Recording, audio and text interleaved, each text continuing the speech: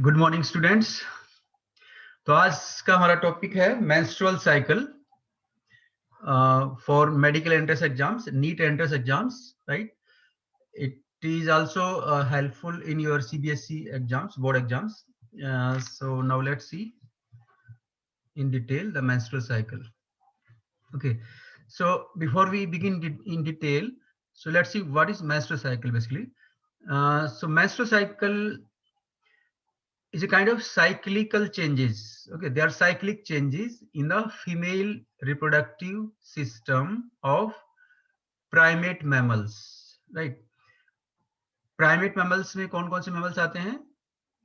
For example, monkeys, apes, and human beings. Okay, these are primate mammals, right?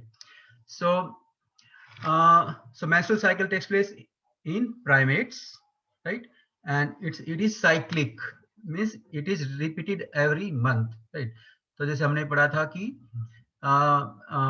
when females attain sexual maturity, then menstrual cycle starts in females. So it is at the age of around 11 years to 14 years, right?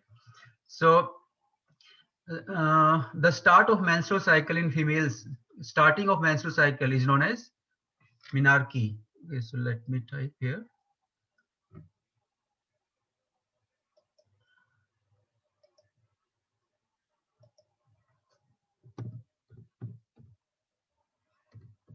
So it's important. Menarche is starting of menstrual cycle in females at the age of around 11 to 14 years. So second point about menstrual cycle. So menstrual cycle में क्या होता है? So menstrual cycle में कुछ changes होते हैं. Pituitary hormones में changes होंगे, right? Ovary में कुछ changes होंगे, और यूट्रस का जो एंडोमेट्रियम है उसमें कुछ चेंजेस होंगे, यूट्रस में चेंजेस होंगे, right? So so these changes together constitute the menstrual cycle. तो इनको हम डिटेल में स्टडी करेंगे.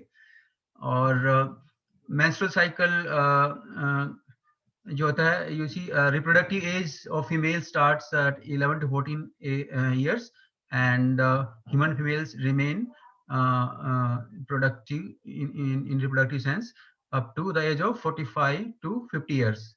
यानी जब 40 ह्यूमन फीमेल जब 45 इयर्स या 50 इयर्स की हो जाती हैं तो मेंस्ट्रुअल साइकिल रुक जाता है उनमें, राइट? तो किसी में 45 इयर्स में रुक जाता है, किसी में 50 इयर्स में रुक जाता है, किसी में 55 इयर्स तक रुकता है, राइट? सो जब मेंस्ट्रुअल साइकिल स्टॉप हो जाता है तो उसको हम बोलते हैं menopause. It is also important. Menopause is stopping of menstrual cycle at the age of around 45 years to 55 years. तो हमने देखा कि जो रिप्रोडक्टिव एज है तो इसमें हर महीने एक फॉलिकल मैच्योर होता है, मैच्योर फॉलिकल बनता है, उसमें मैच्योर एग बनता है, राइट? तो एंटायर रिप्रोडक्टिव साइकिल जो फीमेल का होगा उसमें करीब करीब 450 450 एग्स बनेंगे total in female reproductive life cycle, total life of the female, right? So this is about what is introduction about menstrual cycle, right? और तो अब वन बाय वन हम डिटेल में स्टडी करते हैं कि क्या क्या चेंजेस होंगे मेंस्ट्रुअल साइकिल में. सो तो मेंस्ट्रुअल साइकिल को हमने 3 स्टेजेस में बांटा हुआ है, 3 और 4 stages. Okay, so first stage is called menstruation. Okay, you can see this is menstruation. So menstruation is also known as bleeding phase. Okay, तो इसको bleeding phase इसलिए बोलते हैं क्योंकि इसमें bleeding होती है, right? और इसकी जो ड्यूरेशन होती है वो 3 दिन से लेके 5 दिन तक होती है, right? So that is first phase, that is bleeding phase or menses. It is also called menses, menses. Let me type.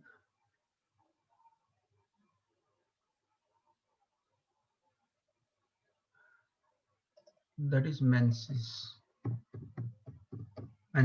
Okay, so that's the first phase. So it has different names. Let me show you different names. Okay, so as per NCERT, you can see at the bottom. So at the bottom, the first 3 to 5 days is called menses, right?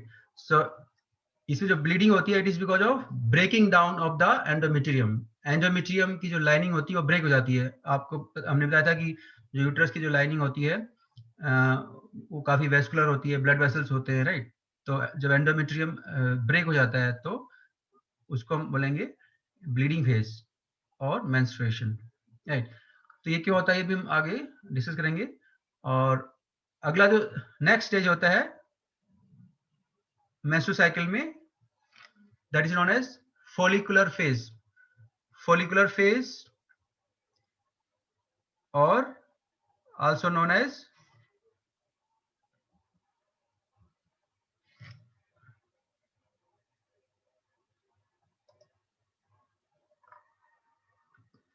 proliferative phase, second phase, right? follicular phase और proliferative phase। तो इसकी जो duration है वो क्या होगी? इसकी जो ड्यूरेशन होगी वो 5 दिन से लेके और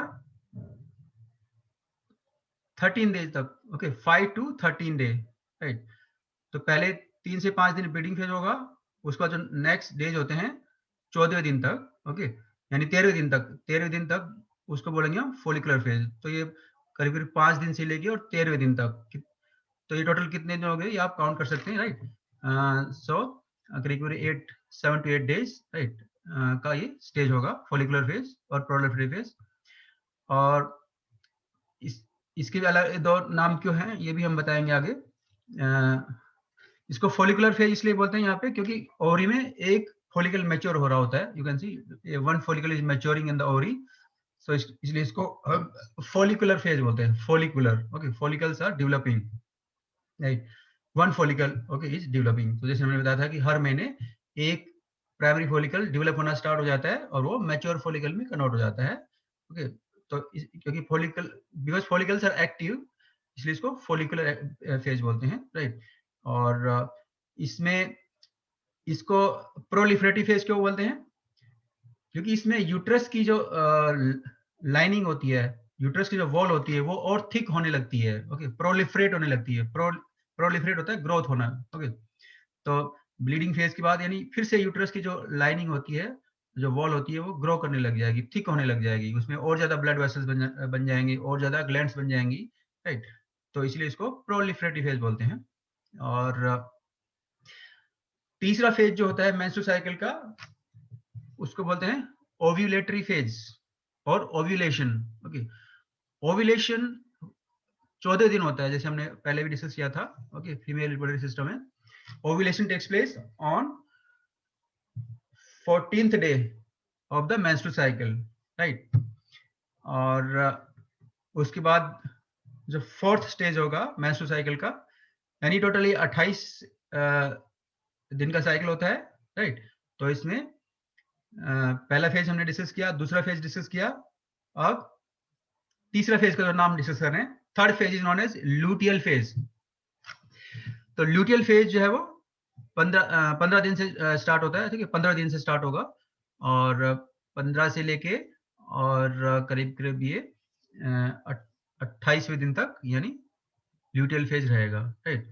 और तो इसको लूटियल फेज इसलिए बोलते हैं क्योंकि इसमें कॉर्पस ल्यूटियम बन जाती है, ओके। आप देख रहे हैं 14वें दिन आप देख रहे हैं कि मैच्योर फॉलिकल जो है वो ब्रेक हो गया है, ओके, सेकेंडरी oocyte बाहर आ जाती है, इसको हम ओव्यूलेशन बोलते हैं, right? Release of secondary oocyte from the mature follicle is called ovulation, हमने पहले पढ़ा था।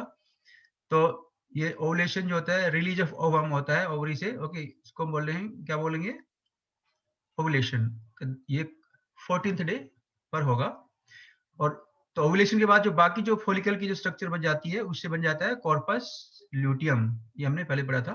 कॉर्पस ल्यूटियम इसमें एक्टिव रहता है, राइट?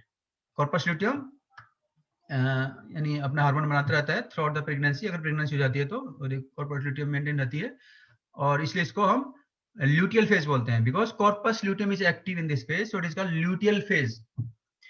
और कॉर्पस ल्यूटियम काफी एक्टिव रहती है। इसके अलावा जो यूट्रस की जो ग्लैंड्स होती हैं, आप देख रहे हैं यूट्रस काफी थिक, यूट्रस की जो वॉल है काफी थिक हो गई है, ठीक है, और इसकी ग्रोथ काफी हो चुकी है, इसमें बहुत सारे ब्लड वेसल बन चुके हैं, ग्लैंड्स भी डेवलप हो चुकी हैं, right. So uterus becomes highly glandular, highly vascular, thick and watery substance is produced, right. तो यानी ये भी सिक्रेटरी होता है, okay.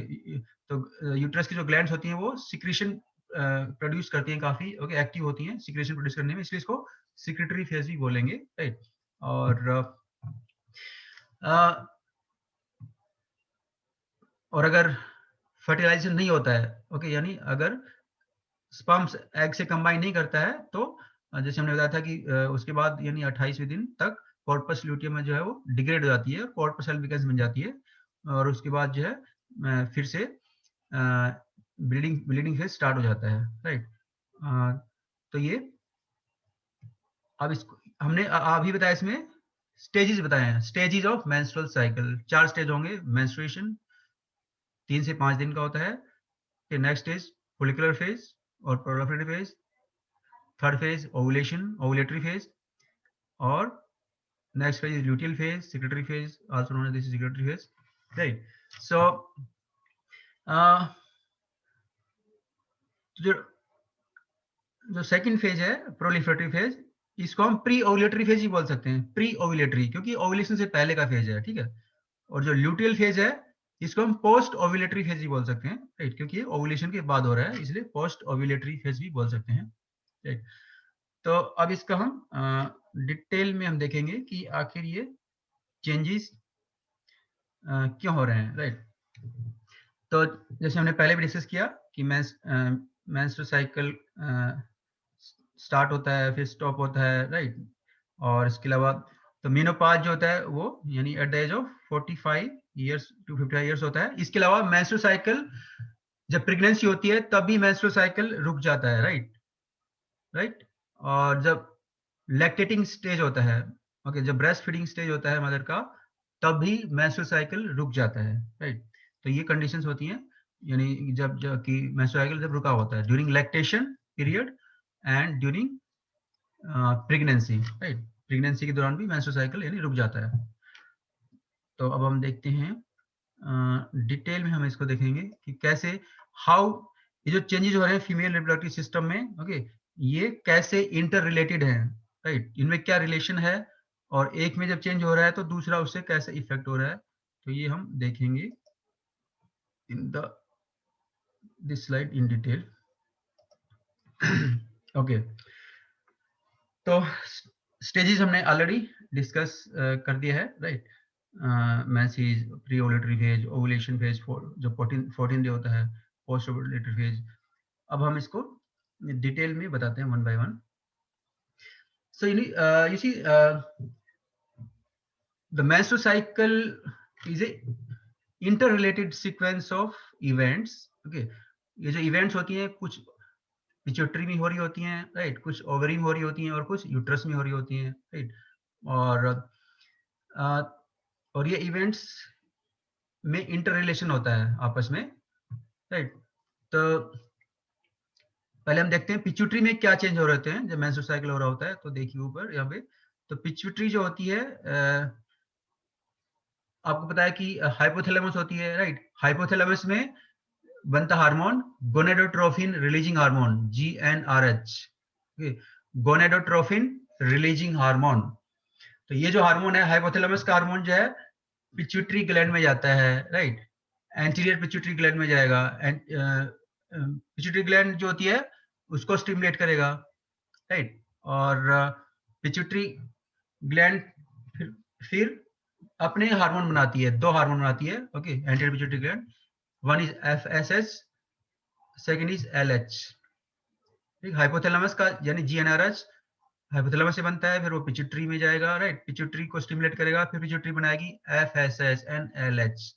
FSH is follicle stimulating hormone, LH is luteinizing hormone, luteinizing hormone को हम इंटरस्टिशियल सेल स्टिमुलेटिंग हार्मोन भी बोलते हैं मेल्स में, राइट। मेल्स में हमने इसको बोला इंटरस्टिशियल सेल स्टिमुलेटिंग हार्मोन। मैं टाइप कर देता हूँ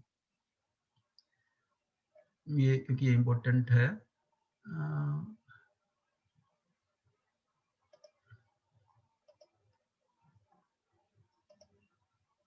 LH is also known as luteinizing hormone, also known as interstitial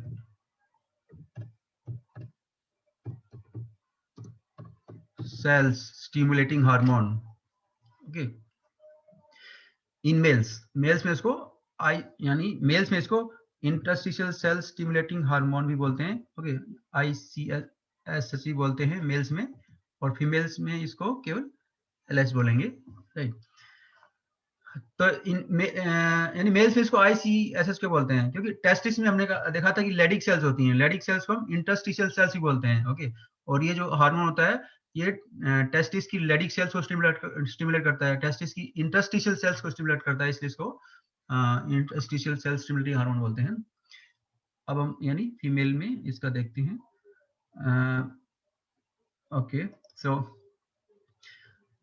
तो जो पिट्यूटरी जो हार्मोन आएगी अपने, फॉलिकल स्टिमुलेटिंग हार्मोन FSH और ल्यूटिनाइजिंग हार्मोन, ये फिर ब्लड के थ्रू ओवरी तक चले जाते हैं, ओवरी में जाएंगे. ओके, और ओवरी में जाके क्या करेंगे?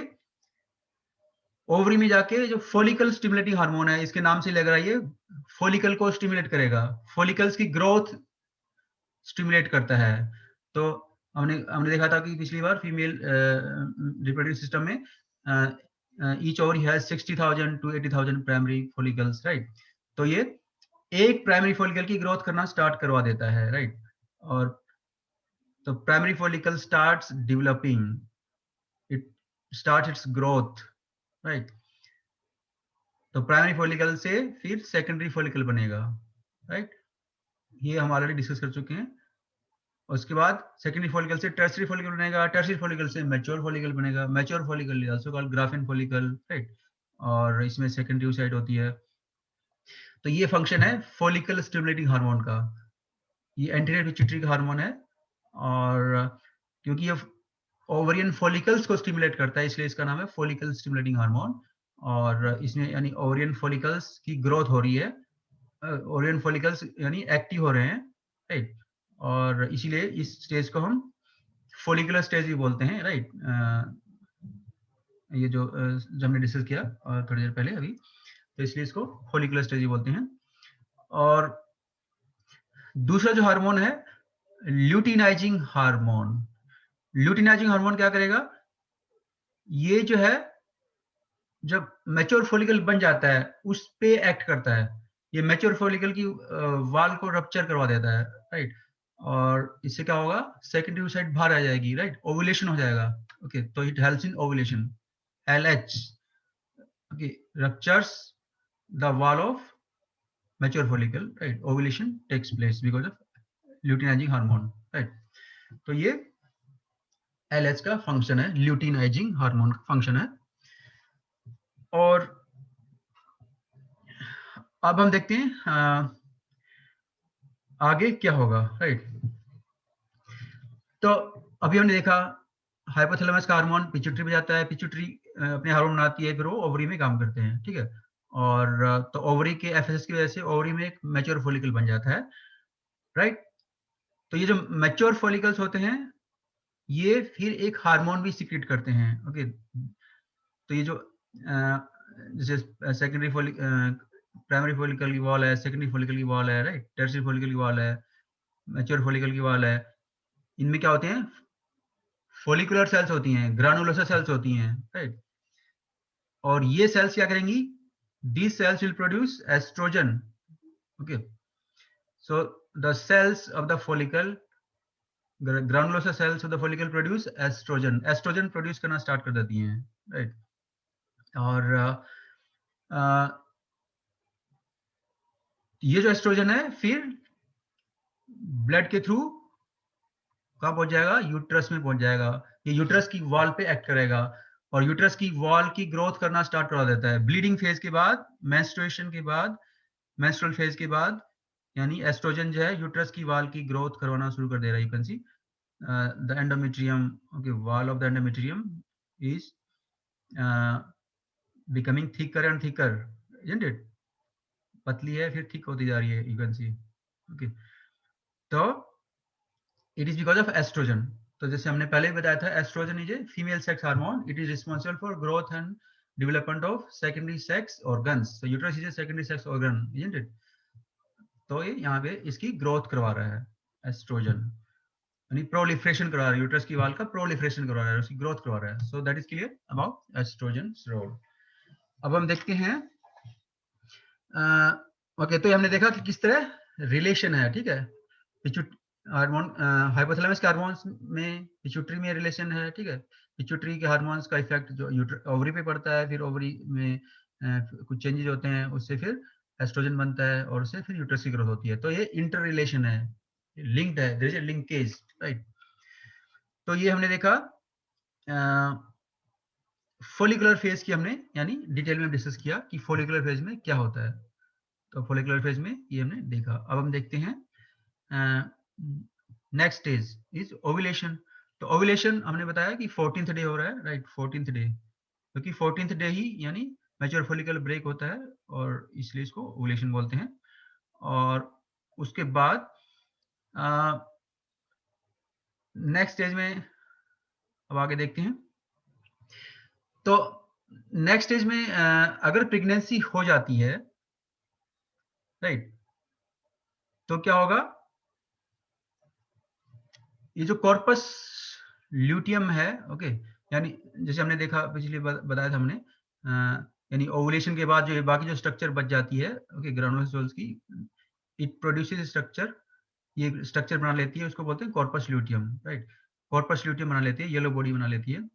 और कॉर्पस ल्यूटियम जो होती है वो through out the pregnancy maintain रहती है, अगर प्रेगनेंसी हो जाती है तो, राइट. और कॉर्पस ल्यूटियम क्या करेगी, कॉर्पस ल्यूटियम हार्मोन बनाएगी, प्रोजेस्टेरोन, मेनली प्रोजेस्टेरोन बनाएगी, ठीक है. एस्ट्रोजन भी बनाएगी, लेकिन एस्ट्रोजन यानी प्रोजेस्टेरोन का अमाउंट ज्यादा होगा, right, because progesterone is responsible for maintenance of pregnancy, right. Estrogen क्या करता है, ग्रोथ करवाता है यूट्रस की वॉल की, एंडोमेट्रियम की, और प्रोजेस्टेरोन क्या करता है, यूट्रस की ग्रोथ को मेंटेन रखवाता है, मेंटेन, इसलिए इसको बोलते हैं progesterone maintains pregnancy, okay, it is required for maintenance of pregnancy. तो एस्ट्रोजन प्रोजेस्टेरोन के जो कितना अमाउंट होता है हम आगे देखेंगे, अगले स्लाइड में देखेंगे. पहले हम यानी थोड़ा इसलिए डिस्कस कर रहे हैं डिटेल में main point. So you can see, because corpus luteum is active, it is secreting estrogen and progesterone, and so it is also called secretory phase, right. और ये you can see ये दोनों hormone uterus की वाल को और grow करवा रहे हैं, आई मीन एस्ट्रोजन इसके और ग्रो करवा रहा है और प्रोजेस्टेरोन उसको मेंटेन रखवा रहा है, राइट. तो ये इनका रोल हो गया सिक्रेटरी फेज में या ल्यूटियल फेज में, राइट. तो ये दिस इज वन सिनेरियो. दूसरा सिनेरियो है कि अगर फर्टिलाइजेशन नहीं होता है, राइट, यानी प्रेगनेंसी अगर नहीं होती है, तो प्रेगनेंसी अगर नहीं होती है तो क्या होता है, कॉर्पस ल्यूटियम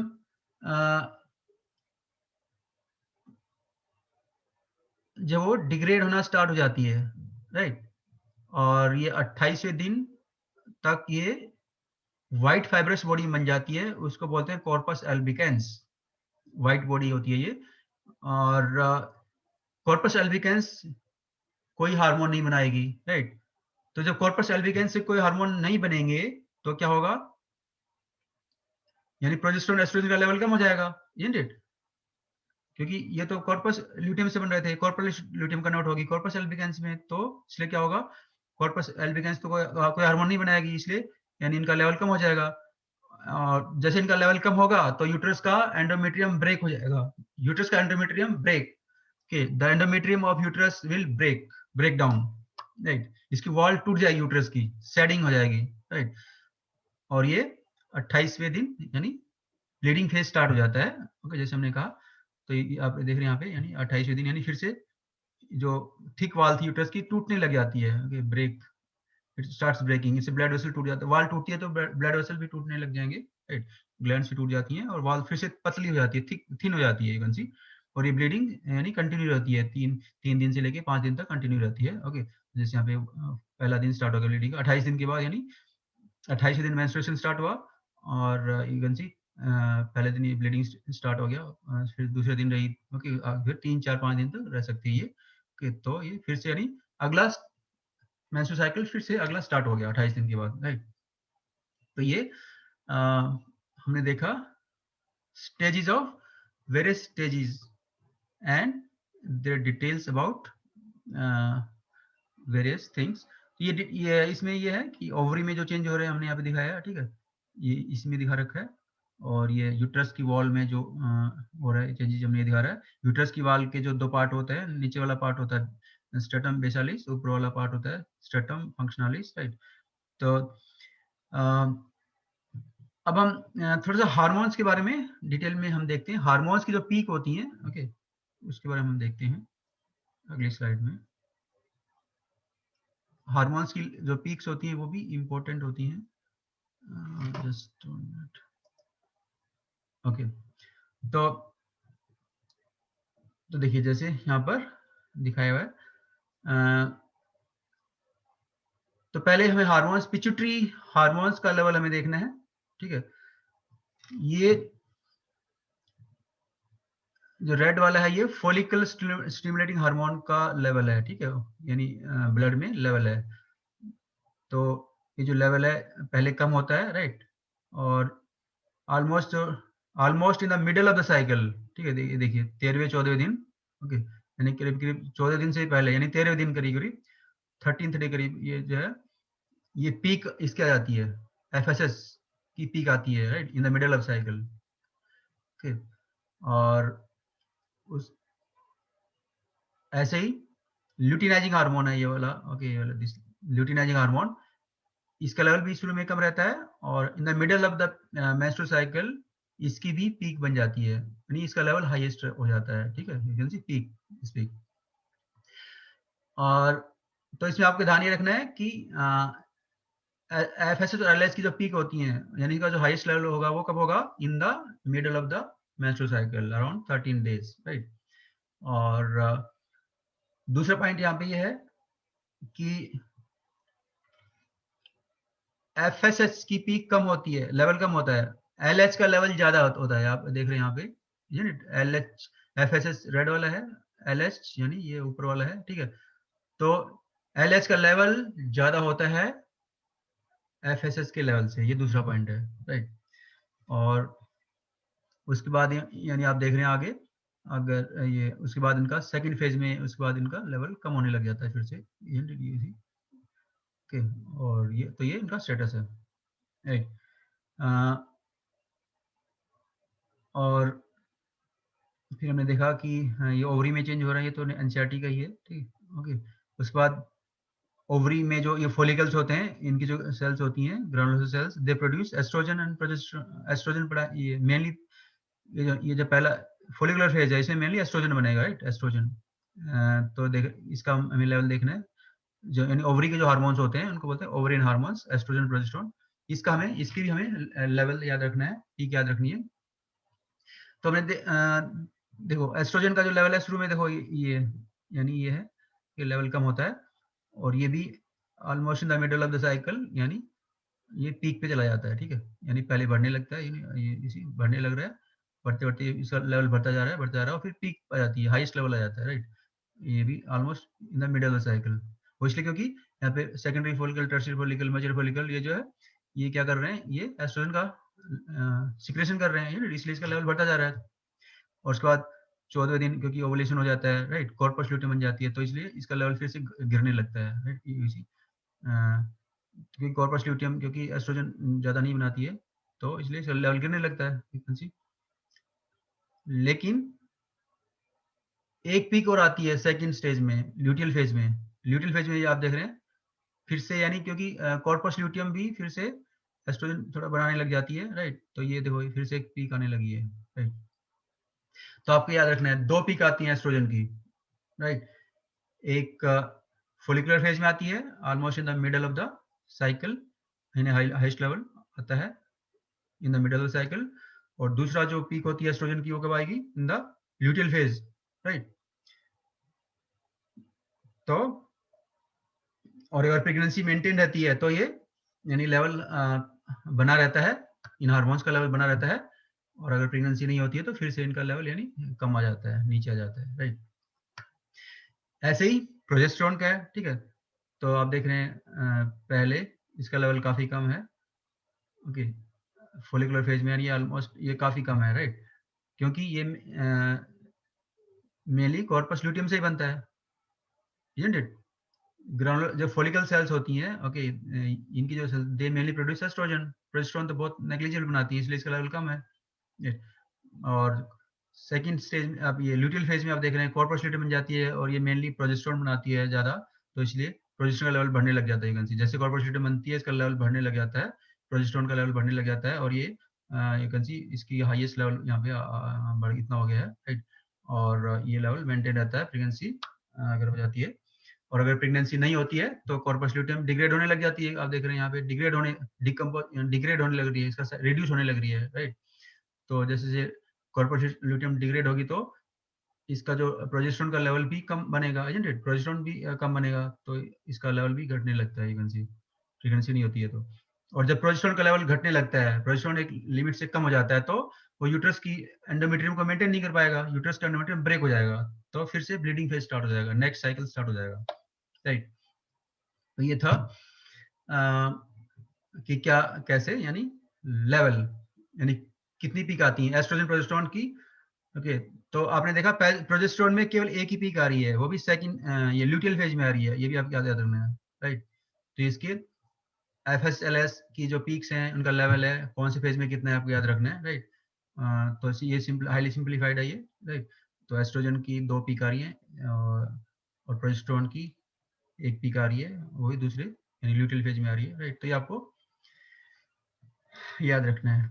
और तो ये एक्चुअल है, ठीक है। जैसे ये FSH का ये LS का पीक है, राइट, ऑलरेडी हम बता चुके हैं। और क्योंकि FSH बनता है तो FSH की वजह से ही फॉलिकल ग्रो हो रहे हैं, आप देख रहे हैं फॉलिकल ये की ग्रोथ करवा रहा है FSH। 14 डे ओवुलेशन हो रहा है, ओके, आप देख रहे हैं। उसके बाद जो है कॉर्पस ल्यूटियम बन जाती है, फिर ये इन्वोल्यूशन मतलब डिग्रेड होना शुरू हो जाती है, फिर कॉर्पस ल्यूटियम बन जाती है, राइट। और ऐसे ये प्रोजेस्टेरोन एस्ट्रोजन का लेवल इसने दिखा रखा है, एस्ट्रोजन एस्ट्राडाइलमिन एस्ट्रोजन, ठीक है। तो ये इसने तो ये भी ऑलमोस्ट वही है, एस्ट्रोजन की 2 पीक होती हैं, राइट। प्रोजेस्टेरोन की केवल एक ही पीक है सेकंड ल्यूटियल फेज में, राइट। और ये हमने डिटेल में देखा। और तो ये यूट्रस का दिखा रखा है, इसमें यूट्रस में ग्लैंड्स होती हैं, ब्लड वेसल्स होते हैं, राइट। और ये ब्लीडिंग फेज हो रहा दिखाया हुआ है। ओके, तो यहाँ पे 1-2 पॉइंट हम और मेंशन करेंगे।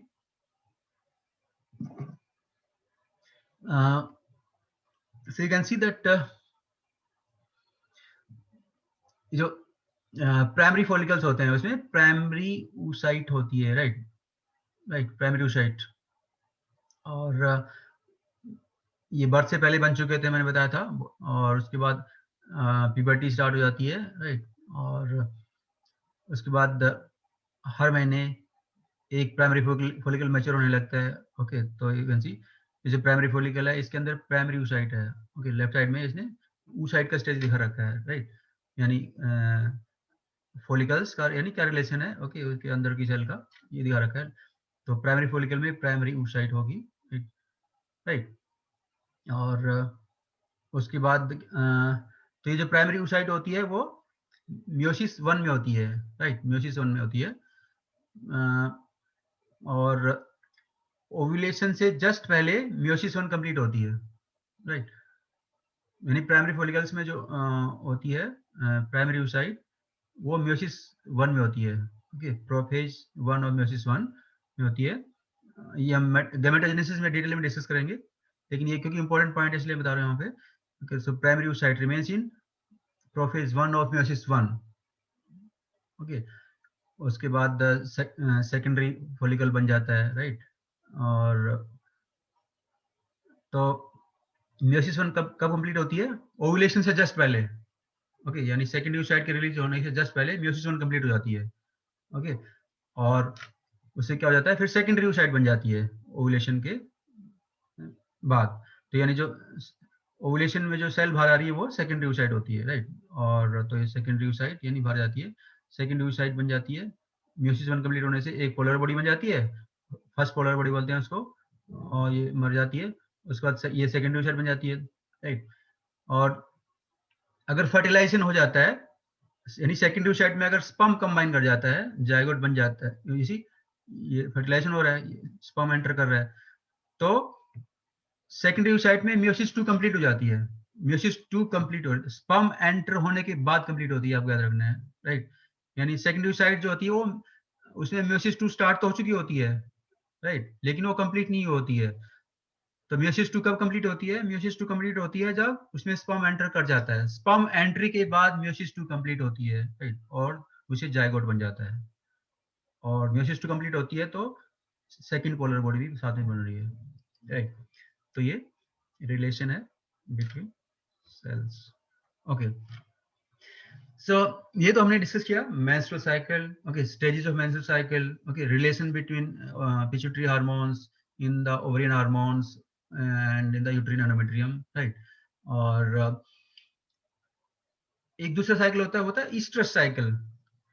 तो ईस्ट्रल साइकिल जो होता है वो नॉन प्राइमेट्स में होता है, non primate mammals, non primate mammals में होगा, ठीक। और नॉन प्राइमेट मैमल्स जो ईस्ट्रल साइकिल होता है, ये ईस्ट्रल साइकिल केवल ब्रीडिंग सीजन में होता है, ब्रीडिंग सीजन में होता है, ओके। जैसे डॉग्स में एक पर्टिकुलर ब्रीडिंग सीजन होता है साल में, तो ईस्ट्रल साइकिल ब्रीडिंग सीजन में ही होगा, through out the life cycle नहीं होता, राइट, यानी कंटिन्यूस नहीं होता। तो जैसे मेंस्ट्रुअल साइकिल यानी फीमेल्स में यानी कंटिन्यूस रहता है, राइट, लेकिन ये केवल ब्रीडिंग सीजन में ही होगा। तो मेंस्ट्रुअल ईस्ट्रस साइकिल बेसिकली होता क्या है, राइट। तो ये एक तो डिफरेंस ये है कि ये नॉन प्राइमेट फीमेल्स में होता है, राइट। और तो इसमें क्या होता है, जब ब्रीडिंग सीजन आता है तो नॉन प्राइमेट फीमेल में एस्ट्रोजन का लेवल बढ़ने लगता है, एस्ट्रोजन हार्मोन का लेवल बढ़ने लगता है, ओके। इसको बोलते हैं हम एस्ट्रोजन सर्ज बोलते हैं। Let me try here.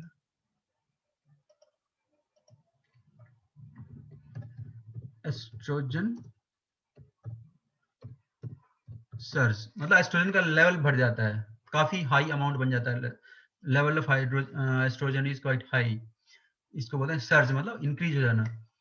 तो एस्ट्रोजन सर्ज हो जाती है, और एस्ट्रोजन सर्ज हो जाती है तो फीमेल में एस्ट्रोजन की वजह से क्या होगा, फीमेल में सेक्स डिजायर बढ़ जाएगी, sexual desire will increase, okay. और इसको यानी सेक्स सर्ज इंक्रीजेस, और इसको हम बोलते हैं हीट पीरियड बोलते हैं, female is in heat period, heat period, okay.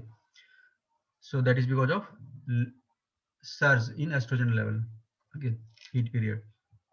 And in heat period the female is receptive for the male for copulation. और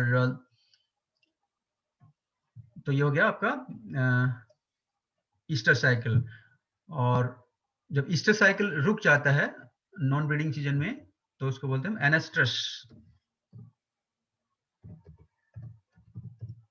एनेस्ट्रस, क्लियर। और एस्ट्रस साइकिल जो केवल ब्रीडिंग सीजन में होता है, और इसमें भी दो तरह के कैटेगरी हो सकती है, ओके। तो कुछ एनिमल्स ऐसे होते हैं जिसमें ये केवल एक ही बार होता है, ठीक है, उसको बोलते हैं मोनास्ट्रस बोलेंगे, मोनास्ट्रस, यानी ब्रीडिंग सीजन में एक ही बार होगा, okay, for example dogs, right. और कुछ एनिमल्स में ये ब्रीडिंग सीजन में यानी कई बार होगा, ब्रीडिंग सीजन में कई बार होगा, तो उनको बोलेंगे पॉलीएस्ट्रस, फॉर एग्जांपल माउस। तो ये आपके ईस्टर साइकिल हो गया, right, difference between menstrual cycle and Easter cycle.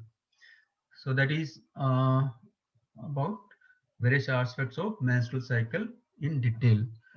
तो बाकी चीजें हम गैमेटोजेनेसिस वगैरह हम नेक्स्ट टॉपिक में करेंगे, और एम्ब्रियोनिक डेवलपमेंट भी हम नेक्स्ट टॉपिक में लेंगे, right. So that's all about menstrual cycle. So I hope you will get benefit from this. Thanks. Have a nice day.